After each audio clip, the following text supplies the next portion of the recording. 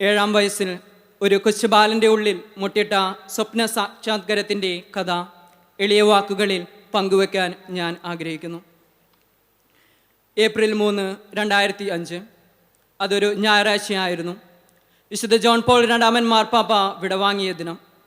കൃഷ്ണൻകോട്ട ക്രിസ്തുരാജ ദേവാലയത്തിലെ അൾത്താരയ്ക്ക് മുൻപിൽ മുട്ടുകുത്തി നിന്ന ആ 7 വയസ്സുകാരൻ്റെ മനസ്സിൽ ഒരു വലിയ അനുരാഗം ജനിച്ചു.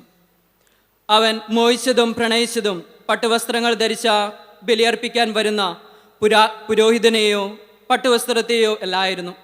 മറിച്ച് ആ പുരോഹിതൻ്റെ നിർമ്മലമായ കരങ്ങളിൽ ഉയർത്തിപ്പിടിച്ച അപ്പകഷ്ണത്തെ ആയിരുന്നു. ആ അപ്പം വെറുമൊരു അപ്പമല്ല, മറിച്ച് സകലത്തിൻ്റെയും ഉടയവനും കർത്താവുമായ ദൈവമാണെന്ന് അവൻ്റെ അപ്പൻ പഠിപ്പിച്ചിരുന്നു. അന്നു മുതൽ അവിടുത്തെ സ്വീകരിക്കുവാൻ അവൻ തന്നെ ഒരുക്കി തുടങ്ങി.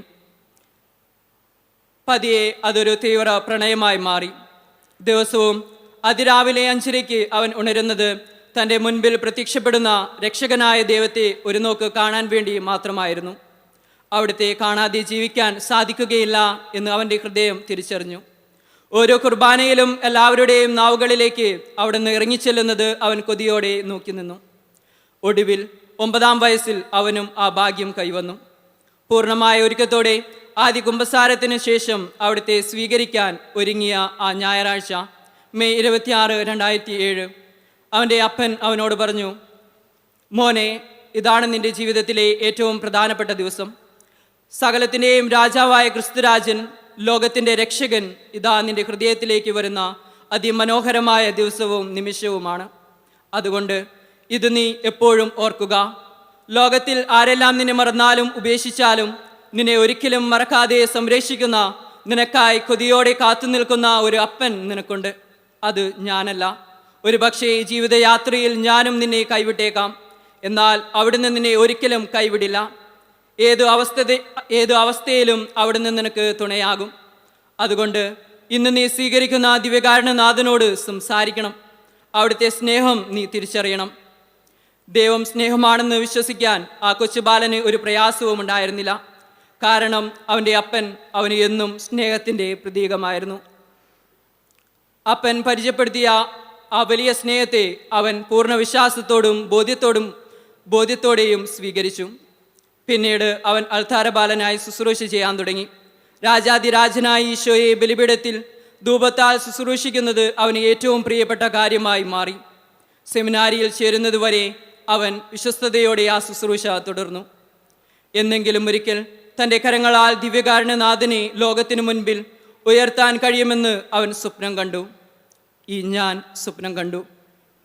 ഈ സ്വപ്നത്തിന് താങ്ങും തണലുമായി നിന്ന ക്രിസ്തുരാജ ഇടവകയിലെ ബഹുമാനപ്പെട്ട വികാരിയച്ഛന്മാരെയും അവിടെ ജനിച്ചു വളർന്ന് എനിക്ക് നല്ല മാതൃകൾ നൽകി വൈദികനാകാൻ പ്രചോദനമായ പ്രിയപ്പെട്ട മറ്റ് അച്ഛന്മാരെയും ഈ അവസരത്തിൽ വലിയ കടപ്പാടോടെയും നന്ദിയോടെയും ഓർക്കുന്നു.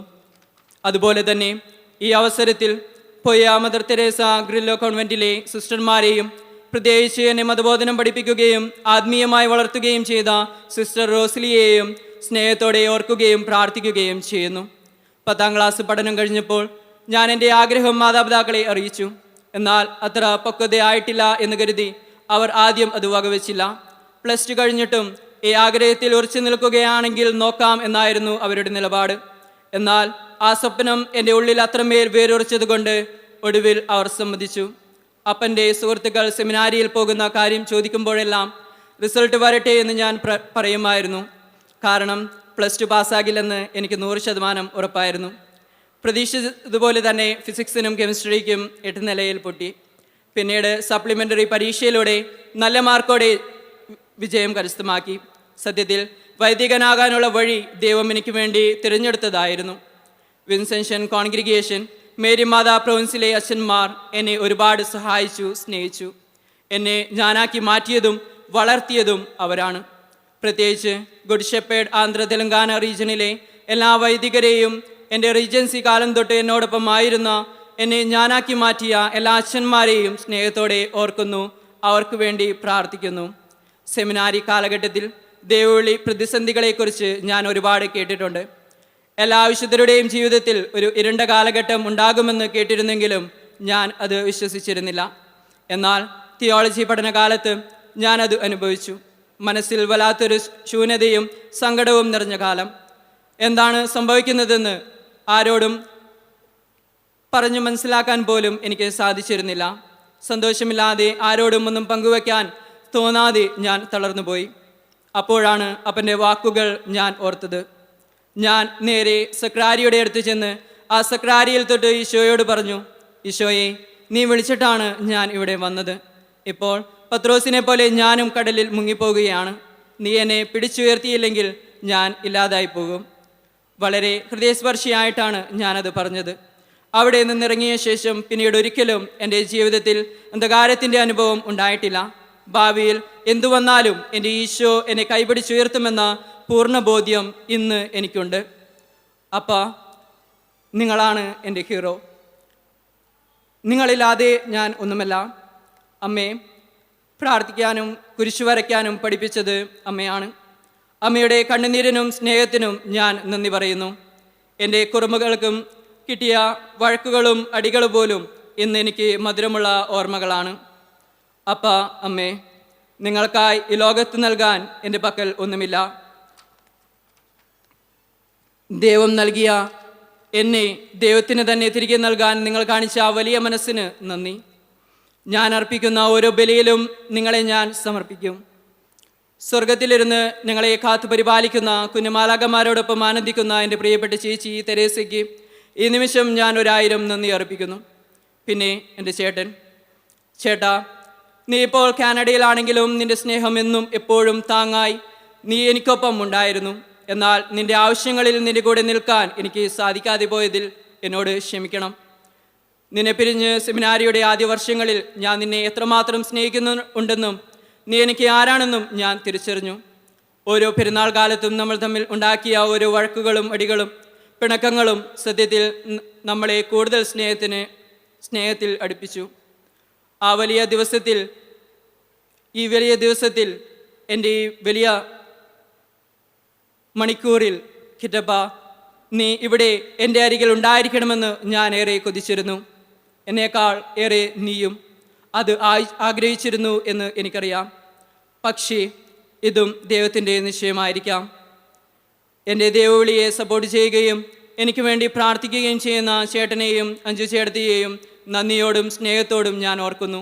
നിങ്ങളുടെ ദാമ്പത്യ ജീവിതത്തെ ദൈവം സമൃദ്ധമായി അനുഗ്രഹിക്കട്ടെ എന്ന് ഞാൻ പ്രത്യേകം പ്രാർത്ഥിക്കുന്നു. പ്രിയപ്പെട്ടവരെ, ഒടുവിലായി എൻ്റെ മൊമെൻ്റോ കാർഡിൽ ഞാൻ കുറിച്ച വരികൾ എൻ്റെ ഹൃദയതാളമായി നിങ്ങളുടെ മുമ്പിൽ സമർപ്പിച്ച് നിർത്തുന്നു. കാത്തു സൂക്ഷിച്ച നിഷ്കളങ്കതയുടെ ശൈശവുമില്ല എനിക്ക്. പരിപാലിച്ച വിശുദ്ധിയുടെ കൗമാരവുമില്ല. ഇടറിയും പതറിയും പല ആവർത്തി വീണുപോയ യൗവനമാണ് എൻ്റേത്. അർത്ഥപൂർണമായൊരു പ്രാർത്ഥനയാകാൻ കഴിഞ്ഞില്ല എനിക്ക്. കടന്നു വന്ന വഴികളിൽ ഒന്നും തിരുത്താൻ കെൽപ്പില്ലാതെ ഞാൻ മുമ്പിലുള്ള 1000 വഴികളിൽ നിന്ന് അതിശ്രേഷ്ഠമായതൊന്ന് തിരഞ്ഞെടുക്കുകയാണ്. പ്രിയപ്പെട്ടവരെ, എനിക്ക് വേണ്ടി, ഞങ്ങൾക്ക് വേണ്ടി നിങ്ങൾ പ്രാർത്ഥിക്കുമല്ലോ. മുറിവേറ്റ ഹൃദയങ്ങളിൽ ഈശോയെപ്പോലെ സ്നേഹമായി ഒഴുകുവാൻ, ക്ഷമയായി മാറുവാൻ, പ്രാർത്ഥനയായി തീരുവാൻ സ്നേഹത്തോടെ നിങ്ങളുടെ ബെഞ്ചമിൻ അച്ഛൻ, പോളച്ചൻ, പോൾസൻ അച്ഛൻ, എല്ലാവർക്കും നന്ദി.